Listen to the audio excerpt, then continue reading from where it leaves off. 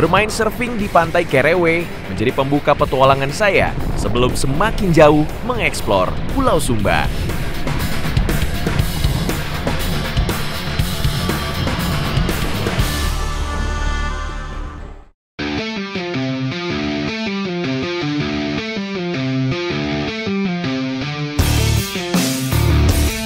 Mengeksplor pesisir jantung liar Nusa Tenggara. Disebut sebagai negeri ombak dan kuda liar, kekuatan alam Pulau Sumba membuat adrenalin saya terus terpacu. Dan inilah kisah petualangan saya, David John Scott.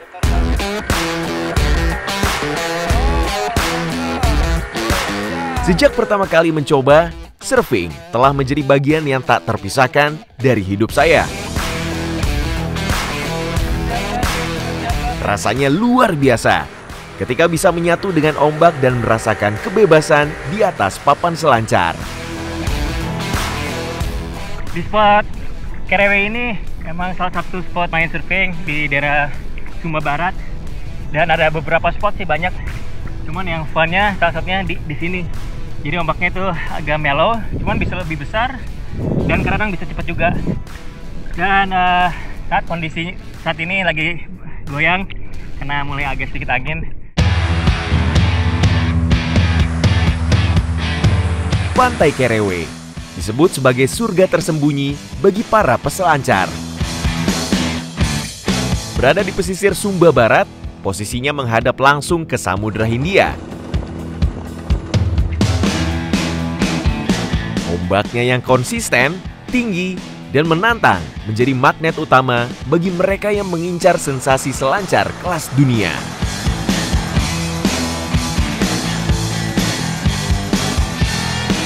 Jadi di bawah sini tuh dia karang. Ya, kita lihat kedalaman dan karangnya.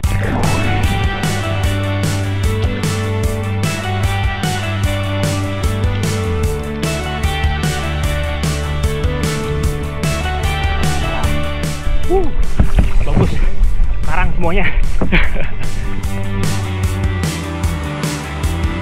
Setelah beberapa kali menyelam melewati ombak besar, saya lanjut paddling, mencari posisi ombak yang ideal. Peak atau titik tertinggi dari ombak sebelum pecah menjadi posisi ideal bagi peselancar sebelum melakukan take off.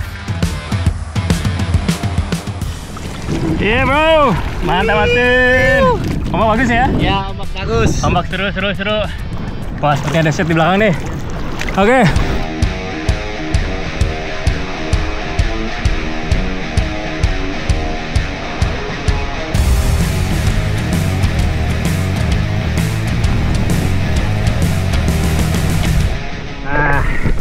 Tadi agak telat. Yang dua nih, kita ambil lagi yang bagus.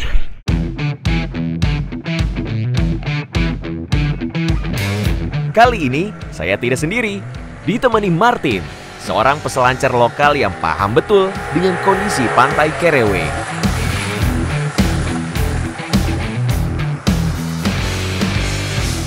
Martin, kalau di sini poinnya ada berapa? Ada 3. Ada 3 poin. Ada 3 poin. Jadi pertama yang situ ya. Pertama Ini, kedua sana, dan ketiga ujung lagi itu. Oke. Tapi yang seru yang mana? Poin mana? di sini. Kedua. Itu yang Ya, holo. Halo ya. Kita di sini, habis itu kita pindah ke sana. Setiap pantai memiliki karakter ombak yang khas, mengharuskan para peselancar lebih jeli dan tanggap terhadap kode alam. Matahari semakin tinggi sesaat sebelum kami memutuskan untuk menepi. Bagi saya, pengalaman surfing hari ini tidak bisa berlalu begitu saja. Tapi overall pas surfing di sini tuh seru banget sih, pengalaman baru juga buat saya. Enak banget, ada powernya juga. Terus buat bikin manuver juga enak. Wah, cuman yang nggak enak itu pas kegulung. Kegulung ombak besar, lumayan, jadi harus timing harus pas. Jadi ikuti jejak saya, jejak petualang.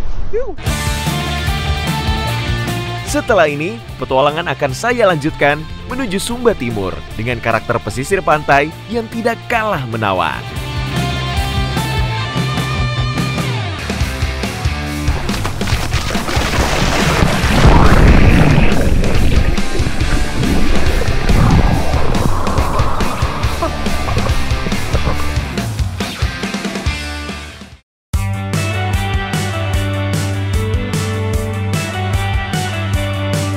Setelah menempuh perjalanan kurang lebih 140 km meninggalkan Sumba Barat, saat ini saya sudah berada di Kecamatan Kanantang, Sumba Timur.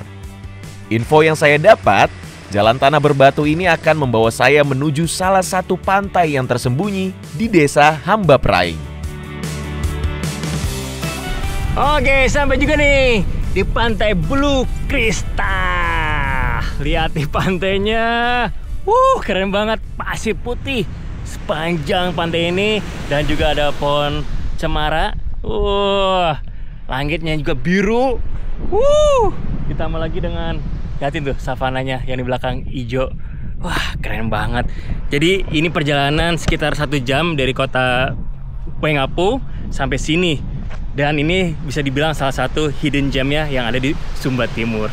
Look at this! Yes! Woo! Berlokasi tidak jauh dari pantai Pura Kambera, pesona alam pantai Blue Crystal tidak kalah menawan. Daya tarik pantai khas sisi utara Pulau Sumba menawarkan keindahan alam dengan suasana damai. Oke, sudah lengkap semua persiapan. Sekarang mau nyumbur dulu karena mau ngandamin dulu badan biar relax. Habis itu kita masak. Oke, let's go. Woo.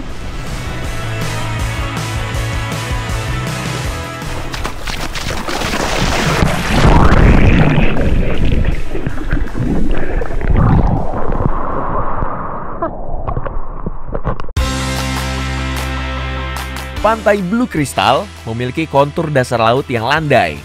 Ini membuat ombak yang datang kehilangan energi sampai di tepi, sehingga gelombang yang dihasilkan lebih kecil. Wow, airnya enak banget di sini. Benar-benar tenang. Terus kayak rasanya tuh kayak damai. Ya, karena kan di sini tuh di Sumba Timur tuh dia ada di bagian utara, dimana di bagian utara itu pasti airnya selalu tenang, damai seperti ini. Kecuali kalau misalnya lagi musim angin, dari utara sana pasti bakalan bergelombang. Atau kalau misalnya lagi ada badai di mana, ini juga pasti bakalan jadi gelombang dan menjadi ombak kecil. Cuman setidaknya kalau buat berenang di sini, yuk kita explore lagi. Kondisi pantai yang tenang juga dipengaruhi oleh keberadaan terumbu karang. Beberapa pantai dengan ombak besar biasanya memiliki terumbu karang yang memecah ombak di bagian laut. Berbeda dengan pantai Blue Crystal yang memiliki terumbu atau struktur batuan dasar laut yang landai.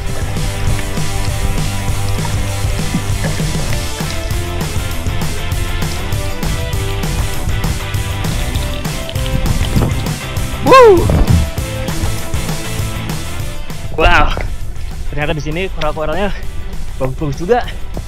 Wah, pada hidup semua, banyak ikan-ikannya juga. Jadi dia campur koral apa pasir. Wah, emang indah banget di sini. Jadi kalau makin kesini tuh dia makin berwarna. Kalau di ujung sana pasir, terus mungkin karena surut kali ya. Jadi karena matahari karang-karangnya jadi agak mati. Pas sudah ke dalam, makin kesini bagus semua. Wah, terus sepi lagi, nggak ada siapa-siapa. Cuma saya doang. Wah, keren. Setelah puas berenang ke tengah, saya kembali ke tepi untuk menikmati jernihnya air dan pasir putih yang super bersih. Sebagian besar pasir pantai Blue Crystal terbentuk dari butiran halus silika alami dan serpihan kecil cangkang biota laut yang telah tergerus oleh waktu. Keren banget ya. Bisa gitu ya. Jadi pasir-pasir itu pada panjang-panjang semua, seperti gunung-gunung. Tahu kenapa? Karena ketika pas air lautnya pasang, kan dia membawa pasir tuh sampai ke pinggir pantai. Nah, habis itu kan nanti airnya tuh bakal narik lagi, surut. Nah, karena seringnya seperti itu, dia lama-lama bakal ngebentuk seperti gunung-gunung. Enak banget sih berenang di sini. Apalagi pasirnya tuh pasir putih, jadi nimbul warna itu bening, terus udah itu bagus warnanya. Apalagi tadi saya kesana juga cukup bagus juga karang-karangnya.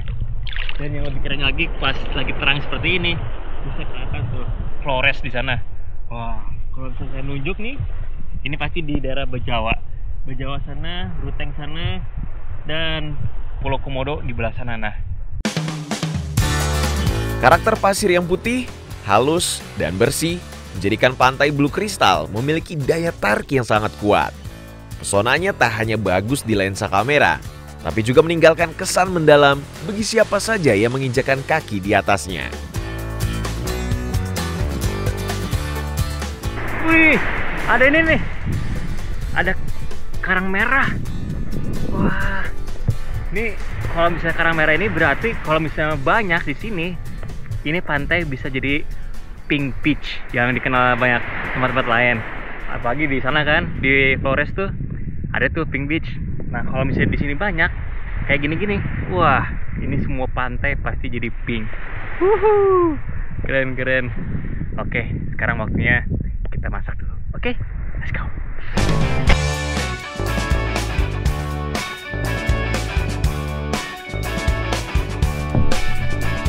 Oke, sudah prepare semua, sudah disiapin karena hari ini saya mau bikin nachos.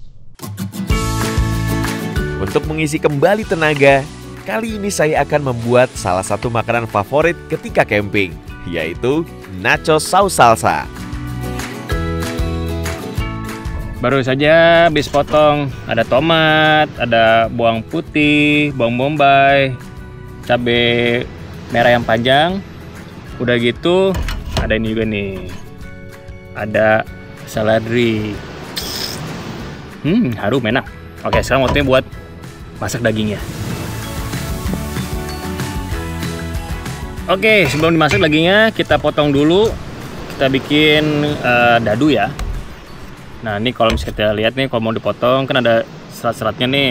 Jadi kita harus potongnya ngelawan serat-seratnya biar makin berasa tender. Alright.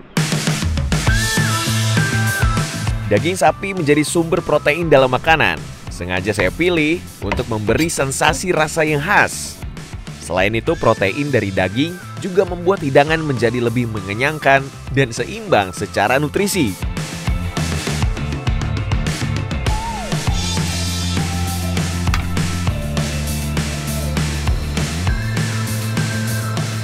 Tunggu dulu agak panas, kasih minyak, dan nunggu minyaknya sampai benar-benar panas banget. Habis itu tuangkan dagingnya.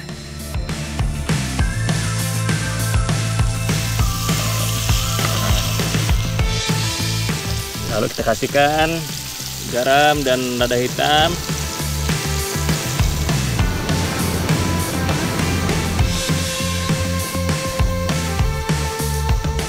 Lalu kita tambahkan sedikit bawang bombay,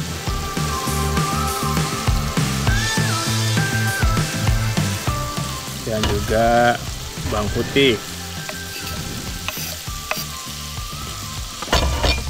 Ditutup dikit, mungkin sekitar 3 menit 4 menit biar makin ngemoist dagingnya dan juga makin juice-nya juga dapat, jadi semuanya matang rata. Sambil menunggu, kita bikin saus salsanya. Saus salsa adalah saus atau campuran bahan-bahan yang terbuat dari tomat, cabai, bawang bombay, jeruk nipis, dan beberapa rempah. Saus salsa diadaptasi dari menu masakan Meksiko yang sering digunakan sebagai pendamping untuk berbagai hidangan. Sudah diaduk, tuangkan ini. Ya secukupnya aja lah ya. Ini cukup deh. Oke. Kita aduk lagi. Yes. Nyam. Oke. Baru kita tuangkan daging ke dalam sini barengan sama chipsnya.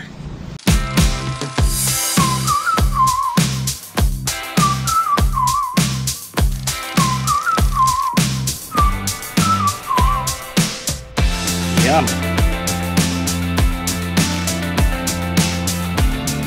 Sudah beres semua. Waktunya kita makan sambil nikmatin sunset di belah sana.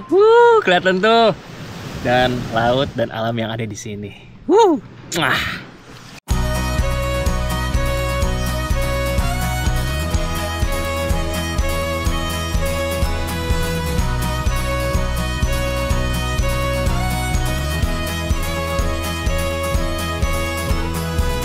Kenikmatan rasa masakan saya kali ini tidak sesederhana proses membuatnya. Ini benar-benar recommended.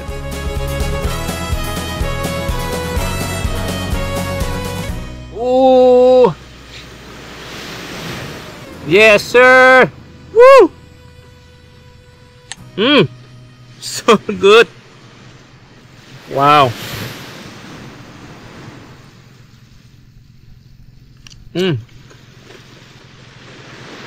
Kombinasi yang pas.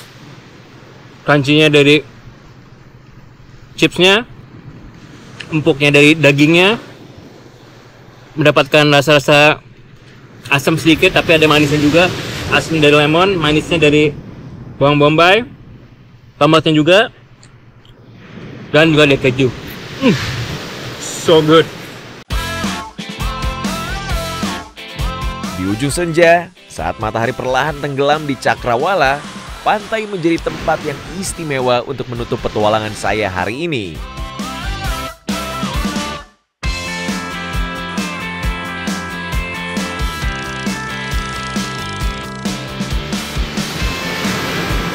Wah, hari ini, jam sekarang ini adalah momen yang terindah yang saya pernah datangin.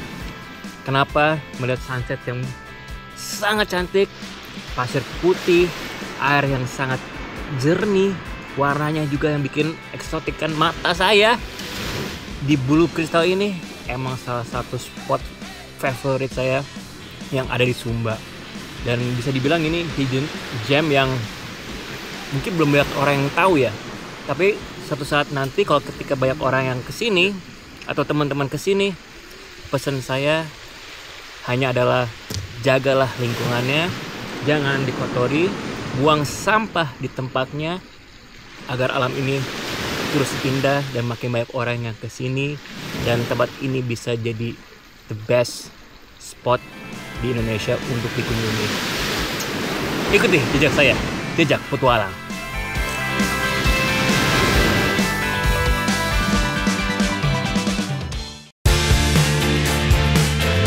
Setelah ini, petualangan akan saya lanjutkan mengeksplor sisi lain dari Pulau Sumba.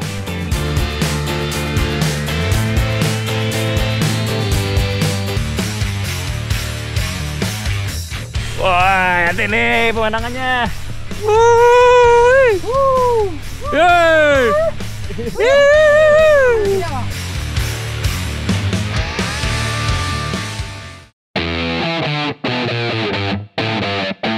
Menyusuri jalan desa, tujuan saya kali ini adalah sebuah kampung yang mayoritas masyarakatnya memelihara kuda. Kuda Sumba menjadi identitas yang melekat dari pulau yang dijuluki Jantung Liar Nusa Tenggara ini.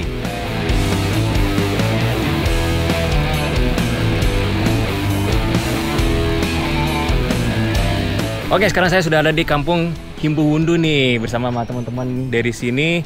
Dan biasanya mereka tuh suka ini ya, apa, tiap hari ya? Tiap hari. Naik kuda? Iya. Wah, ini kuda-kudanya mereka nih. Berada di Kecamatan Kambera, Kampung Himbuwundu menjadi awal perjalanan saya mengeksplor alam menggunakan kuda. Oke nih, sekarang lagi proses memasang barang-barang di atas kuda. Sebenarnya untuk memasang itu nggak bisa sembarangan, emang ada caranya. Nah, biarkan sama yang ahli-ahli yang udah paham cara memasang barang-barang di atas kuda. Dan juga hati-hati nih, jangan lupa untuk posisi ya.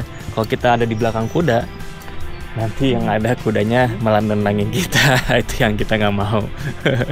Jadi harus waspada juga. Oke, jadi akhirnya solusi keduanya pakai kain karena tadi sempat tergoyang. Jadi bagus sih pakai kain Sumba dan jadiin barang nih. Tuh, semua barang-barangnya ada di sini. Nice. Oke, udah pada siap? Siap. Tadi saya kudanya naik yang mana? Yang ini. Yang ini. Wah, Ini naiknya gimana nih ya? Langsung naik aja atau harus ada perkenalan dulu atau bagaimana? Bisa juga perkenalan. Kenalan dulu ya. Halo. Hihihi. Boleh naik ya? Boleh? Makasih ya. Nah, sentuh dulu, kasih sayang dulu, kasih jiwa sayang saya ke kuda ini. Di masa lalu, kuda adalah alat transportasi utama masyarakat Pulau Sumba. Kuda dapat menempuh perjalanan jauh melewati medan terjal, membelah bukit savana yang luas menuju kampung satu ke kampung lain. Kali ini saya akan kembali merasakan keseruan itu bersama para pemilik kuda dari kampung Hibuundu. Oke, agak sedikit jogging kudanya. Bagaimana kawan? Aman kawan? Di belakang? Aman. Kita udah bawa karung. Mantap. Ini nama sungainya apa nih? Nama sungainya Sungai Haumara. Haumara? Iya. Sungai Haumara. Sesaat setelah meninggalkan kampung, kami lebih dulu melewati tepian sungai sebelum kemudian disambut padang savana yang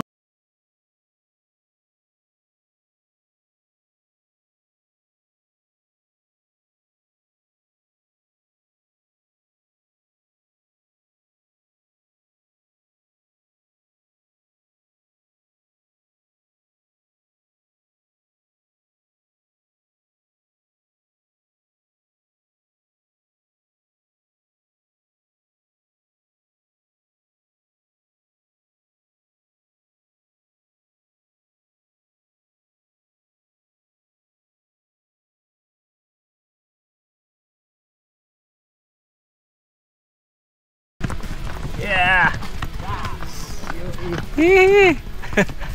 Waduh, ini jaga simbangannya bener-bener jago nih. Tapi bang pernah nih, pernah jatuh dari kuda? Pernah Pak? Hah? Pernah. Pernah ya? Pas lagi bang, lagi ngebut? Lagi ngebut pernah. Pas lagi lari itu terjatuh. Wah.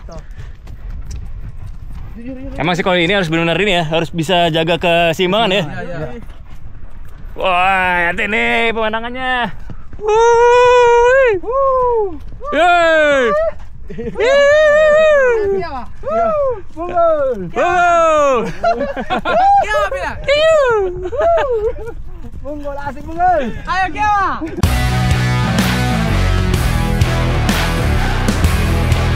menyusuri jalan bekas hewan liar, kami terus memacu kuda dengan sangat hati-hati. Teknik menunggang kuda tanpa pelana menjadi salah satu identitas warga setempat. Nah, ini jaraknya udah cukup lumayan jauh. Jadi lama-lama tuh kuda itu berasa banget hawa dari badan tuh panas dan basah juga karena kan ya keringet ya. Wah. Oke. Ini masih jauh atau udah mau nyampe? Sedikit lagi. Dikit lagi? Sedikit lagi. Oke, siap. Semangat. Orang Sumba percaya bahwa kuda memiliki jiwa dan rasa. Mereka tidak hanya merawat kuda, tapi juga berkomunikasi dan menyatu secara batin. Oleh karena itu, mereka bisa menunggang tanpa pelana, bahkan dalam kondisi ekstrim. Wah, ini lama-lama saya berasa kayak orang Sumba nih ya. Naik kuda tanpa penuduknya, langsung murni dari punggung kudanya, langsung di pemandangan seperti ini, udah paling indah banget. Indonesia emang keren. Sebelum era modern, kuda bukan sekedar hewan tunggangan, tapi lambang kehormatan, kekayaan, dan kedudukan sosial. Semakin banyak kuda yang dimiliki seseorang, semakin tinggi pula derajat sosialnya. Bahkan dalam upacara adat, hanya bangsawan atau tokoh masyarakat yang biasanya menunggang kuda. Yes. Tancap Oke, gas. dikit lagi. Yo, dikit lagi kita sampai. Yo, gas. Nanti kita di atas kita ngopi ya. Yo, ngopi bareng. Siap. Rumput bareng. Emang waktu buat piknik nih, udah paling pas di sini nih. Yes. Oke, bagus. Asik bunggul. Kiawa. Luar biasa. Kiawa. Menempuh medan perbukitan yang menantang, perjalanan saya kali ini terasa sangat istimewa karena bisa sekaligus menikmati pesona alam savana Sumba dari atas punggung kuda. Oke, akhirnya kita sampai juga nih. Yeay. Wah, pemandangannya keren banget.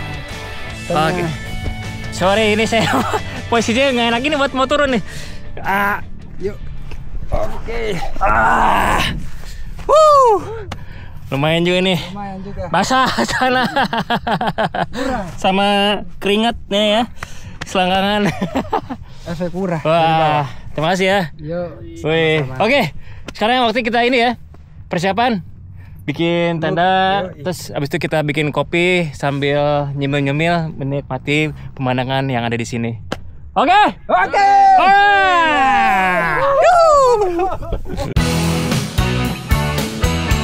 Bentang alam yang memukau dan keramahan warganya membuat saya merasa sangat diterima.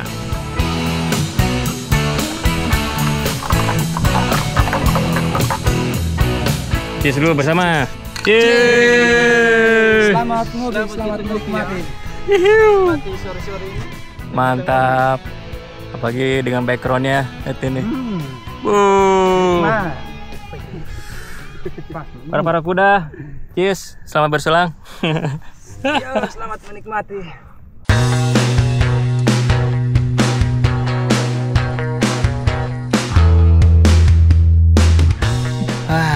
Nikmatnya. Apalagi tuh langitnya, langitnya. Wah, bagus banget warnanya. Wah, luar biasa loh ini. Indah. Wah, luar biasa, keren. Ini kayaknya enaknya kan kita udah bikin kopi. Kita bikin cemilan. Oke, siap. Saya bawa ini popcorn. Kita bikin. Yuk. Mengisi waktu rehat, saya membuka bekal makanan yang sudah saya persiapkan sebelumnya. Oke, sekarang bikin popcorn.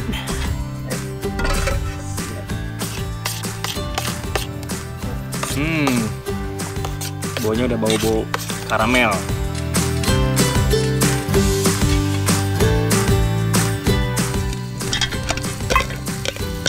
Woi, ini dia nih popcornnya udah pada terbang-terbangan, loncat-loncatan.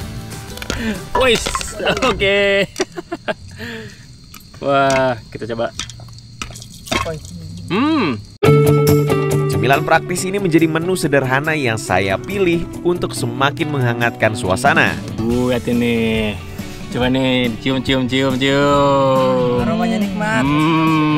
Siap, santap bersama ini. Aromanya nikmat. Mana Bung? Oke. Bentar. Saya tuangkan dulu. Oke. Kita tuangkan sini.